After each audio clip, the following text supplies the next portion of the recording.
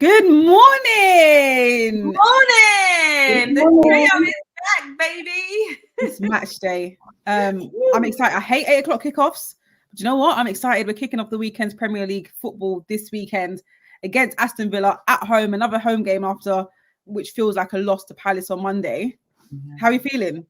Mate, Arsenal better not ruin our weekend. That's how I'm feeling. I want to win tonight, 3 points, so we can have an amazing weekend like we had an amazing night last night. Yeah, last night was pretty cool. Well, how are you feeling, Helen? You know what? We really need 3 points is all I'm thinking, because for me, that performance was really unacceptable. You know, like given the way we've started this season, just to get a win, we were just so like relieved. And now we've had a few wins, couple of draws. We're looking at the performances, and the performances are terrible.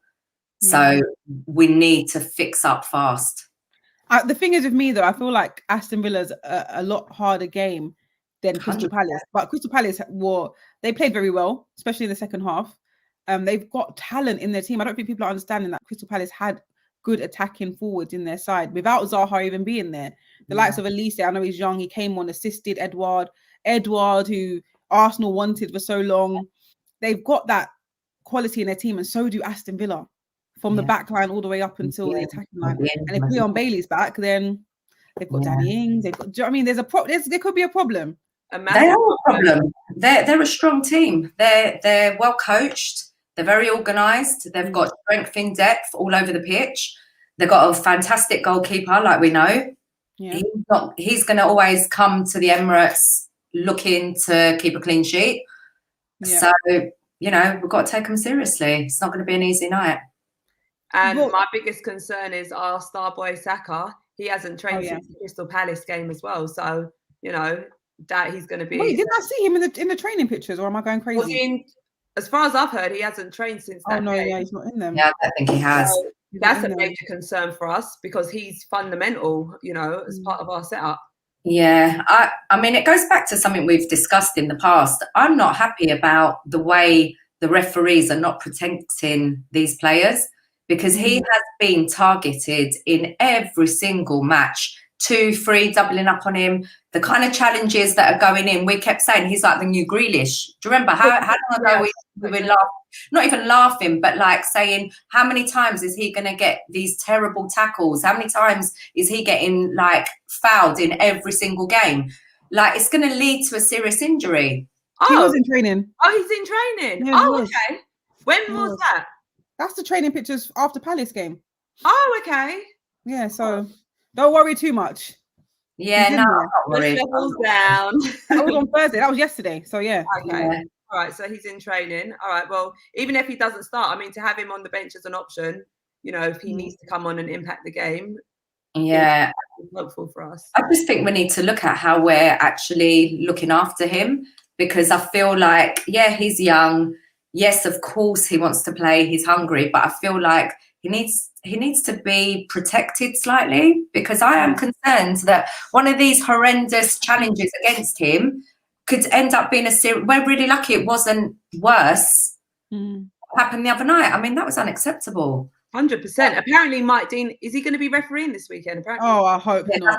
That's pathetic as well. No, he's not refereeing our match. I hope not. But I mean, the Premier League in general, because he didn't. He's not going to lose his job, but I think something needs to be looked into, how many times he's not seeing so many horrendous challenges. Yeah. And how many wrong decisions, not just against Arsenal. He's doing it all over the place, and he has done for like probably the last 10 seasons. It's nothing new. He's not a fan favorite at all. I'm not being funny. Why is he the only ref that, if you ask me a question, name a referee, he's the first one that's going to roll out of fans' mouth? He's the most controversial one. That everyone knows his name. There's a reason. Exactly. And it's not now, a good one either. I know that's another part that happened in the Palace game, but something else more positive that happened was Lacazette coming on, changing the game, changing the momentum, getting the crowd raring to go as well, and of course getting the equaliser. Definitely. He's not someone that starts regularly. For many, even under Emery sometimes as well, under Arteta even more so. Do you think he can start tonight? I think he should. because we've seen what Lacazette does. Obviously, Aubameyang's our main man, our captain. Can't we bring both of them in? Can't we find a way to play both of them? Aubameyang, he's a confidence player. We don't want to drop him and his confidence drops. But Lacazette is obviously crucial for us. So for me, I would like to see both of them start. Yeah. Lacazette can sit behind Aubameyang for me. Exactly. Or even have Aubameyang on the left, Lacazette through the middle, and they can interchange. So if you've got Smith Rowe, you know, in that 10, he could drop over to the left, bring Aubameyang back, Lacazette back, and then Aubameyang go through the middle. I mean, we can try and bring him in somehow. But Lacazette starts today. You need to look at it also that we need to be a little bit more positive at home. We don't need to set up such a negative team every time. In our home games, I understand away from home, you're going to play a different game. But at home, we shouldn't be setting up so cautiously, so negative every game. It is so predictable. Like, fair enough, even if you're going to start the game the way you started, we're 1-0 at half time. You've taken off Saka. I'm not, no respect to anyone. It's nothing to do with the players. But from the manager's point of view, you could have easily have dropped Odegaard and Smith Rowe slightly back into midfield and brought on Martinelli or Lacazette at half time and be more attacking rather than Sambi, who then it became a little bit more insecure in midfield. I felt it slowed it down a bit. Yeah, it slowed it down a bit. He was playing balls backward. It was definitely one of the poorer games I've seen from Sambi. I know he hasn't played too many, but that was far from his best performance. And I didn't like the way the game changed. Obviously, he had to make those changes in the midfield. Odegaard had to come off. I think he should have come off a bit sooner. I'm glad he came off. He wasn't affected at all. In the same breath, I'm happy that Arteta saw that changes need to be made. Because at moments I was thinking, is he just going to hold on to the 89th minute to make a change? Because this isn't working. And I was so surprised that he brought on Martinelli. I know. I feel like he doesn't feature. He doesn't. How are we going to see him? Martinelli was surprised, they were all warming up. I swear to God, he called, because they whistle him over to come back. And Martinelli's going, who, me? He genuinely, and I was like, yeah, get over here. He wasn't sure. He was pointing to Cedric. So I'm thinking, why would he bring on Cedric? Of course, we need to go. You're coming on. It was actually quite funny. Obviously, when you're so used to just, you're basically a fan. You're there every match day, but you're just sitting on the bench. You're just there watching the game. You're boosting the row in the change rooms at half time, but you're never actually on the pitch. So he's probably thinking, this doesn't happen. This is not part of the routine. He probably didn't think he would be coming on so quick, possibly. I don't know. But definitely good to see. I want to see a lot more of Martinelli playing because he was pressing up with Lacazette also, which helped us get that goal. We'll come back to Martinelli, but Aston has made a very good point here, which I agree with, but I don't feel like a lot of people will. He says, does El Neni start ahead of Sambi? He's a bit overrated by the fan base, in my opinion. For me personally, and I know a huge proportion of Arsenal fans don't agree with me, but I like when El Neni plays with Partey. Yeah. In the midfield. We've seen some decent performances when it happened last season against United when we won 1-0. There were other performances. He's a workhorse. Yeah, he's not the star-studded midfielder that you might want to see in your midfield. But when it comes down to it, more time he does his job. And sometimes he scores worldies. Would you prefer to see him over Sambi? Obviously, Sambi's our new signing. We want to, welcome him in with open arms, have him playing more games. But after what you saw on Monday night, would you have El Neni in? I would actually bring El Neni in as well, I do love Sambi. He's looking like a positive spark for us as well. But a game where we need to be winning as well, perhaps bring El Neni. I mean, only because, obviously El Neni has a lot more Premier League experience. He's been with us for years. Definitely. He hasn't played that many games, but no, someone said drop the manager first. That's rude. Oh no, more than one person said drop the manager. God. Wow. But I wouldn't mind seeing El Neni, if not starting, definitely coming into this game. If the midfield isn't working, he should be an option, not someone that's just warming up on the sidelines for the whole 90 minutes. I just think, looking back in hindsight, I think the wrong substitution was made. Obviously in hindsight, because Sambi didn't have a good game. Yeah. We're going to look at him and single him out. But for me, I think even bringing on El Neni would not have probably been the right decision given the way the game went. Because we lost that midfield. But that's the only difference. In that midfield, I don't feel like Sambi is used to that pace of play and the way that Palace were pressing. The reason that he lost the ball because Palace were not slowing down. They were pressing it every chance. Apart from El Neni, he's used to that. you know what, Pippa? Seriously, apart from Aubameyang, half of them weren't pressing. Like, he won his socks off, yeah? That same Sambi? No, not Sambi, Aubameyang, yeah? He had a very good game. He was pressing. The whole team was not pressing as a team, yeah? That's why. Even Pepe, like, he was okay first half, second half, man, big time. And a lot of that was because Odegaard, they weren't pressing as a unit. And you cannot play that style of football if you're not going to press as a unit. You're too open. We've seen that in too many games. We lose games because of this reason. You can't press as an individual or in fragments of the pitch. You have to press as a team. And that did not happen.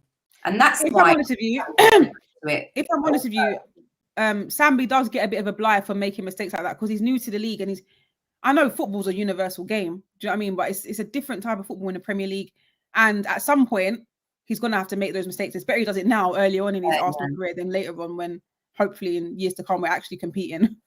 Yeah, it's true. It's absolutely true. But don't forget, we've also got the Carabao Cup game on Tuesday as well. So if Sambi doesn't start today's game, we've got a Premier League opposition. You know, that's an opportunity for him to gain a bit more experience there as well. And Leeds play at a really fast, high tempo. Yeah. So that would be good practice for him, really. Yeah. Kwandi saying El Neni is needed. Partey isn't a lone defensive midfielder. He's a pivot defensive midfielder. And Mark is saying Aston Villa, not looking forward to the game. Martinez in goal. Arsenal without any tactics. Arteta is overcoaching these players on the sidelines. He is. I was watching him quite a lot during the game. I was watching him in his technical box and he was giving out so many instructions and he's very animated. I never normally pay attention to him at the game. I'm watching the game, but I thought, let me just watch him for a bit. And he actually does too much at times.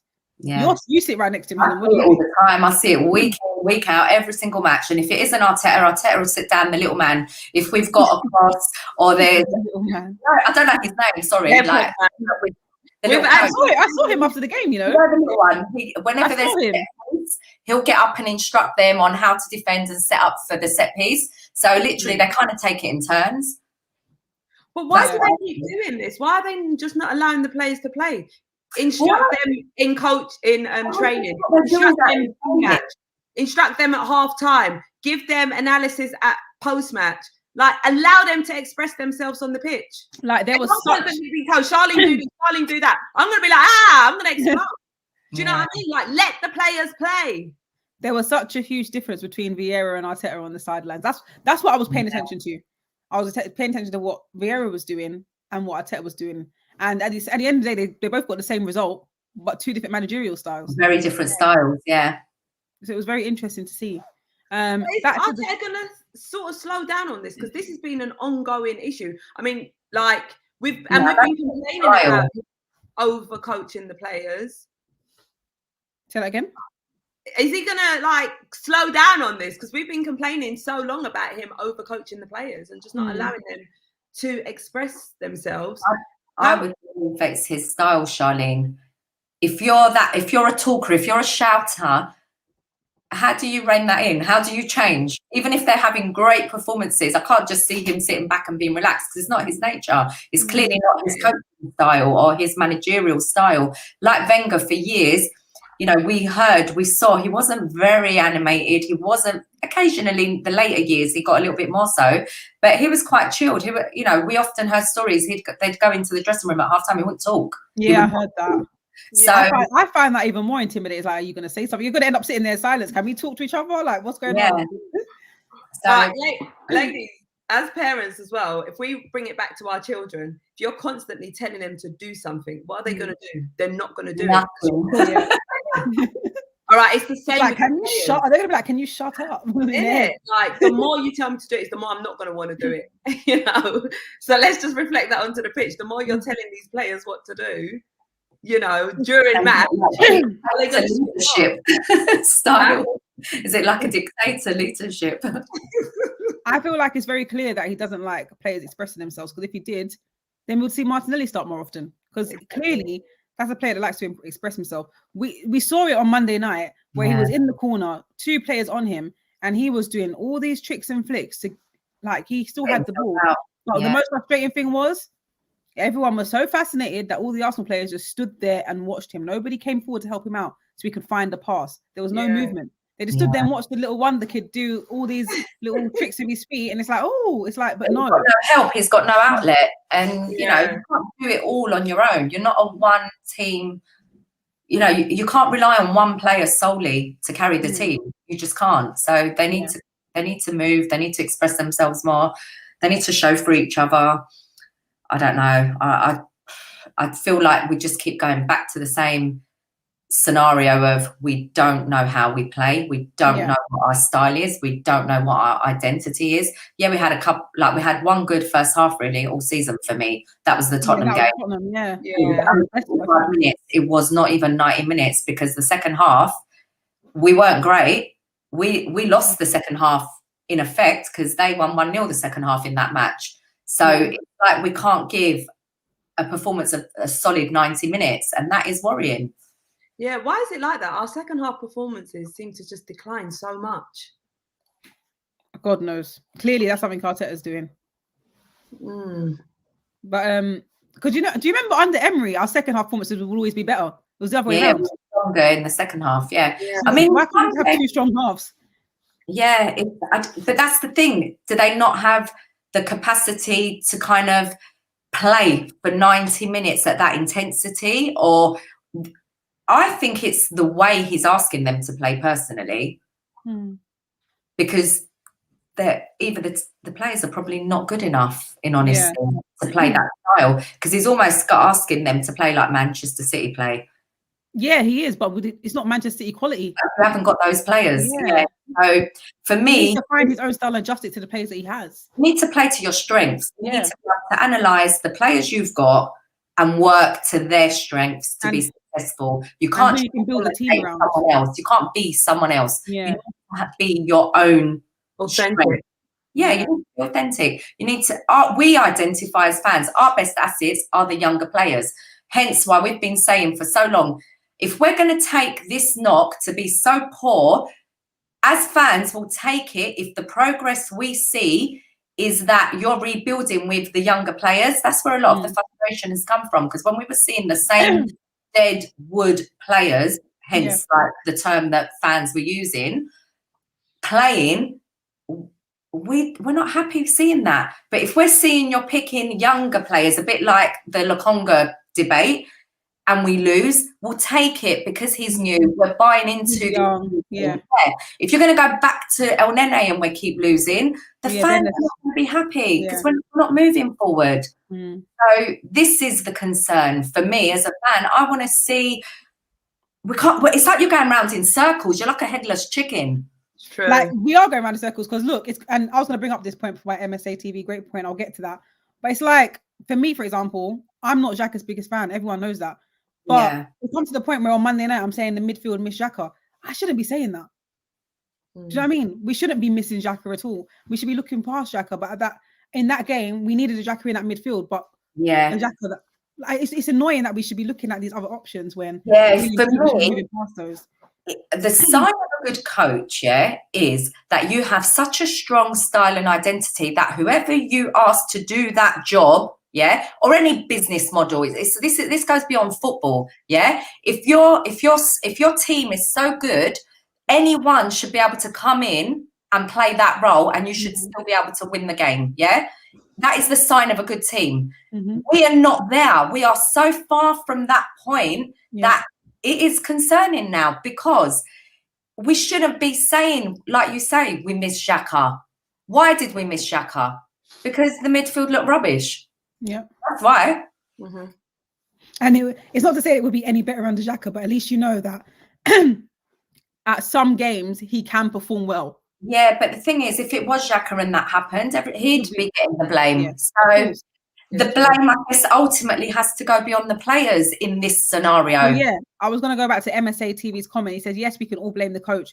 We should also question the players' hunger and desire to give their best, because we cannot actually blame Arteta for Monday night's performance. No. Because it's all down, like you said, to the players' desire. We saw desire from Aaron Ramsdale. When have you ever, or when was the last time you ever, if ever, saw a goalkeeper do a throw-in more than once. I love Aaron Ramsdale. Genuinely. For me, he uses his brain. Yeah, he understands. He reads the game. He's instinctive. It's natural. For me, he is a natural footballer. Yeah. And he is only going to improve. So for me, I want to see that in all the players, and I see that in Martinelli. Yeah, I see that. I was going to say Lacazette as well. Lacazette had desire. Lacazette brings that. Changes the game. It's not just the manager; it's the players that come on the pitch with desire and hunger. But the manager's not picking them players. You get that? Ramsdale seems like the most switched on and focused, ready, hungry one of the whole team. And like you lady said, Lacazette, Martinelli brought that on, but they're either not getting any minutes or they get subbed on. Yeah. The thing is also, let's remember, Lacazette is hungry to play. He's not getting picked. So when he comes on, he's got so much in here. Yeah, he will have frustration. He will have anger. He's bringing all of that to the pitch. Yeah, because he is a credible striker. His statistics alone, given the game time he's had, he's evidence that he deserves to play. If you're going to go by statistics, yeah. So it's a no-brainer sometimes. We need goals right now. We are struggling with goals this season. Yeah. We need to bring our goal scorers and include them in matches, for me anyway. That's just back to basics. And then the performances hopefully will come. The confidence will grow. I don't know. What are you saying? Lacazette to start tonight as well? I mean, obviously, after what I've seen on Monday, reactionary, of course, I would say yes. Yeah. I would say yes to many games in the past. I said that. Yeah, I want to play against Tottenham. So it's all down to our play as well. He gives us more options. Yeah. He links the play better than what Aubameyang does. Aubameyang has different assets to his gameplay. They're very different players, and I don't see why, when we're needing goals at this stage, we need to find a way to have them both playing. Yeah, exactly. There's lots of comments. There's lots of comments about Pepe. I even said it as well in my fan cam that I was surprised if he stayed on the pitch that long. Yes, I know he was involved in the 2 goals in the league, like for the first goal, especially for Aubameyang with that ball into the box. But for me, I'm just not enjoying him at the moment, which is frustrating because I want to. It's almost been, is it 3? I'm sure it's 3 seasons now. He's been here quite a while. And by now, he should have some type of identity for who he is and what we expect. I don't know about you, but do you know what to expect from Pepe when he's playing? No, I feel like there's been some improvements from him recently. Yeah, slightly, ever so slightly. Like he's tracking back a lot more. He's like in that first half, especially, he was tracking his player. He was running back. He was defending as well. He never used to do that. To me, he looked lazy in his first season. He would never run back and defend. Now he does a bit of both on the wing, but still, it's not enough. Yeah, but then you can look at it from the point of view that he gets a run in the team and then he's dropped. Yeah, but he's played very regular so far. Recently. Has he? He has. I swear he was dropped to the game before. Or no, he's had. I feel like he's had quite a few games this year as well. I don't know. I feel like he'll have a run and then he's dropped, and I don't know. Rupai is saying Pepe is just a Conte away from being world class, in my opinion. He's got the qualities there to be. I wouldn't say world class, but to be a top player. But maybe it's what we said earlier, because Arteta's not letting players express themselves. Maybe we just won't see it. I feel like he's not being utilised to the best of his ability and attributes on the pitch. He's a skillful player. He's definitely a good player. I just don't think we're getting the best out of him. I don't think he's being used correctly. He's not. And don't forget last season as well, he was playing in front of Bellerin as well. And, that was obviously leading to a few errors on Pepe's behalf. And we were saying they don't really play that well together with Pepe. I would like to see them switching it up a little bit more as well. I feel like I want to see Pepe on the left as well. Yeah. Yes, he's good on the left. Yeah. But at the same time, there's so many other players that come before him on the left. Aubameyang, Saka. Yeah. It's going to be default to put him on the right, isn't it? But if you maybe not the whole game, but if you do kind of switch them around a little bit, at least you're asking questions off the defenders. Like we're not always so predictable. Yeah, exactly. Maybe it always, like you said, Charlene, depends who's behind him. So most players play well on the left-hand side with Kieran Tierney behind them. Tomiyasu's in there now on the right-hand side, and Pepe still hasn't improved that much. So can we blame who's playing behind him? It's all down to him as well. I know it's a team effort. But I feel like there's been more energy now that he's got Tommy behind him. Yeah. That's where I feel like I'm seeing Pepe's improvements. Okay. Right. So let's go through it then. Who do you want to see in the starting lineup? Who's the players you definitely want to see start? Aaron Ramsdale. I mean, the back line speaking on that, yeah. Speaking on Aaron Ramsdale, is anyone feeling sorry for Leno at all? Not really. I met him after the game on Monday, and I spoke to. I didn't film the whole thing, but I felt so bad for him. Why? Not on a footballing level, just like on a personal level. Obviously, the game's the game. Like once you're not it no more, someone else has to come in and take your place. But you could just see like the sadness in his eyes. That like he's just not really. Even though of course he's a first team player, he's not really part of the system no more. Yeah, I mean, I was not gonna lie. I was quite people watching him slightly at the match, during the match. Yeah. And yeah, I totally agree with you. I felt quite. I was trying to like imagine how he must be feeling watching Aaron Ramsdale's, like what he was doing in the game, especially like when he was taking them throw-ons, his delivery, kind of the things that I kind of see as his weaknesses in his game. I was thinking, is he maybe looking to learn and bring that to his game?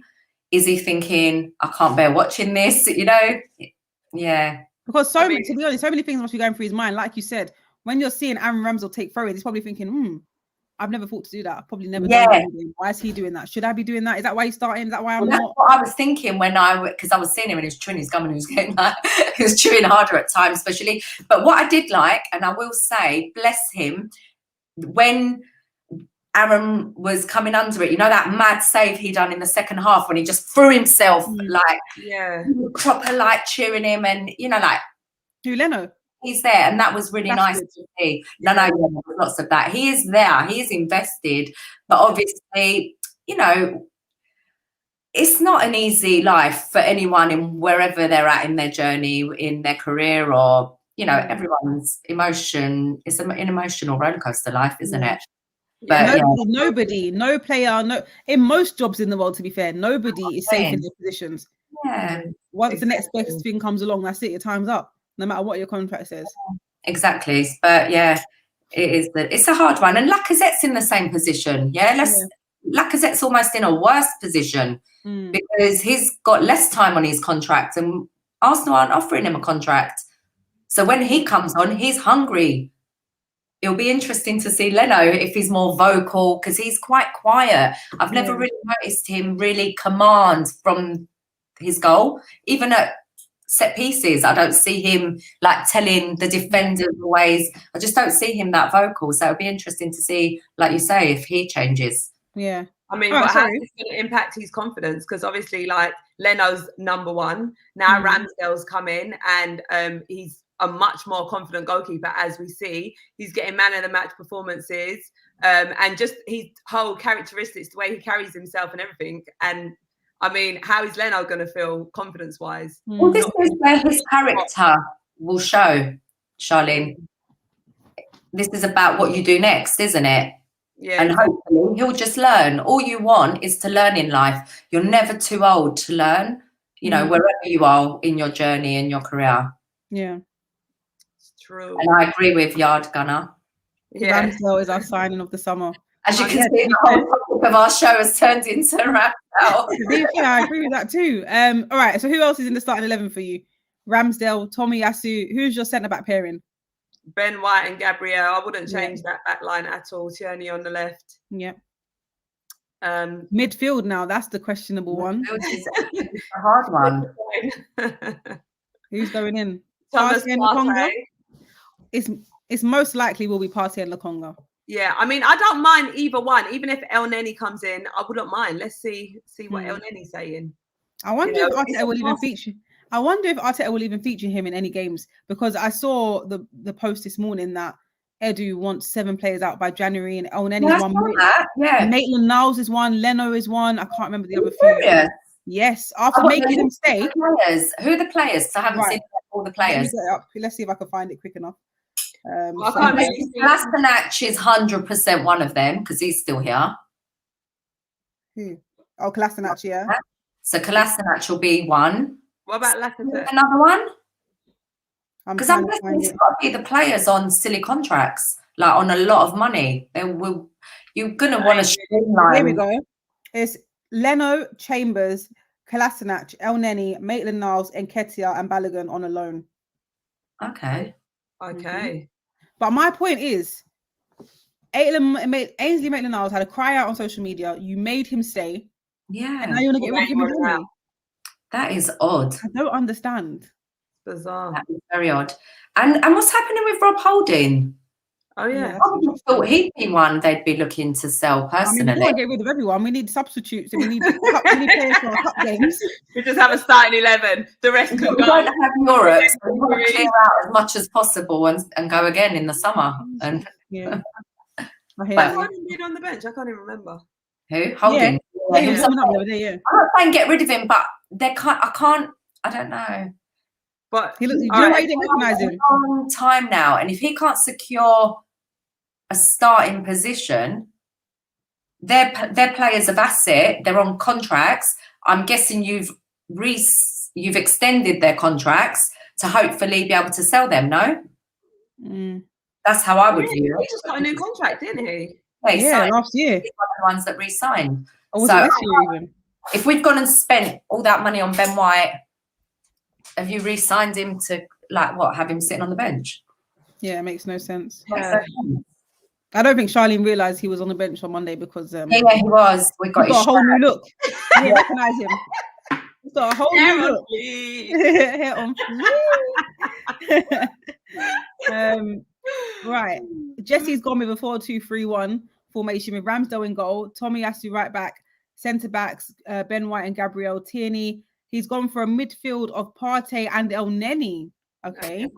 Smith Rowe, Martinelli, Lacazette, and Aubameyang. Okay. Well, we all know that's not going to happen. Martinelli's in that. I would actually see that. I would like to see that starting. I would like to see it too. That sounds positive, mate. I don't know. How would you react if tonight you saw Martinelli on the starting lineup? Would you be in shock? Because I will. Yeah, we'd be shocked, but excited at the same time. I think it would be refreshing if he's in the starting lineup.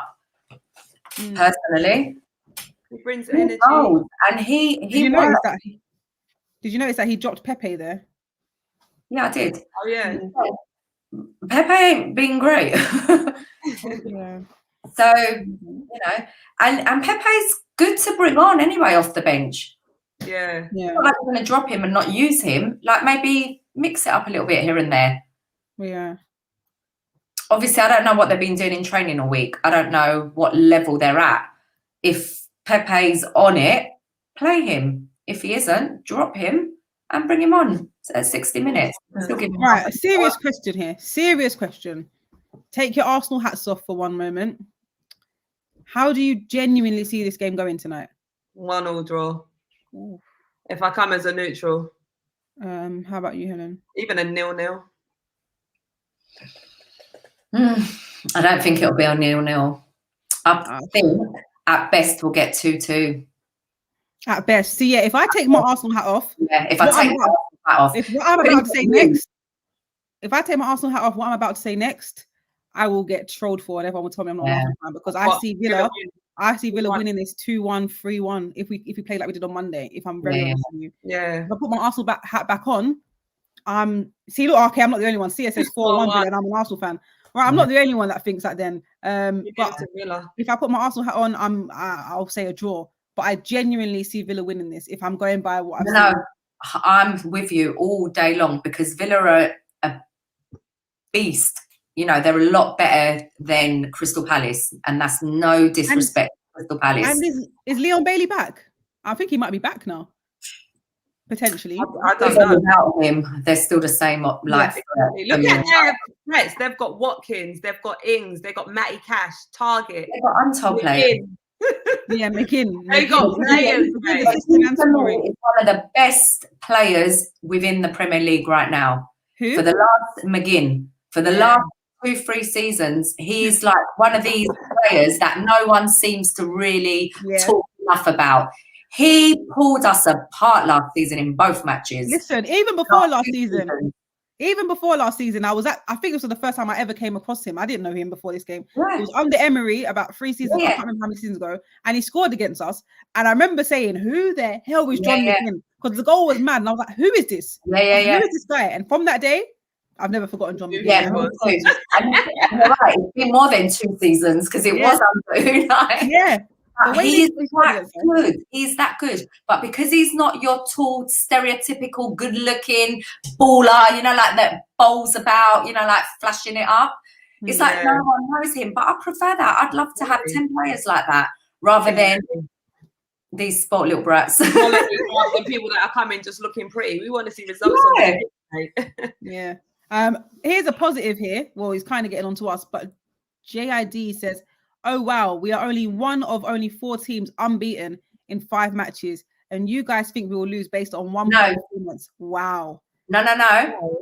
Let me answer that question, because I was actually going to say that, but then we were talking and I never actually got the chance to finish off.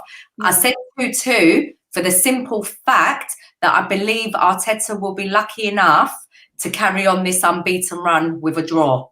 For that reason, because we're at home. That was what I was going to say. Not because I think we're brilliant right now, because we're not playing great, but sometimes in this process, you've just got to take scrappy games, pick up the odds point here and there. And and I feel like we're in that kind of place right now as a team. Transition. Yeah. Well, we'll see tonight how it's going to go down. Hopefully, Arteta continues this unbeaten run, and it's more than unbeaten run. Hopefully, we actually win and not draw. That will be the perfect way to start off. We're lovely to have a convincing win and a good performance. At home as well will be great. Hopefully, we can do that. Final predictions. You going draws? 2-1 Arsenal. Well, let's take it. The team. I'm going 2-2. I mean, if I'm being polite, I'm saying a draw, but hopefully Arteta and the team get us a 2-1 win, or hopefully a clean sheet with Ramsdale and goal. Who knows? Yeah. But we'll find out tonight at 8 p.m. from the Emirates. There'll be lots of content on AFTV coming up today. You have the build-up show. You've also got the "We're gonna do this" from Robbie and the road trip. The build-up show starts at 6:45 p.m. today. Of course, match day live. Charlene, you'll be in the studio, right? Yeah, I'm in the studio today. Try not to break any tables if we score today. Thank you very much. We're gonna have to get some furniture protector. And of course, post-game, there'll be fan cams coming up on the channel. So we'll see you this evening, where hopefully we're 3 points more on the table. Fingers crossed. Praying. See you later. Bye. Bye.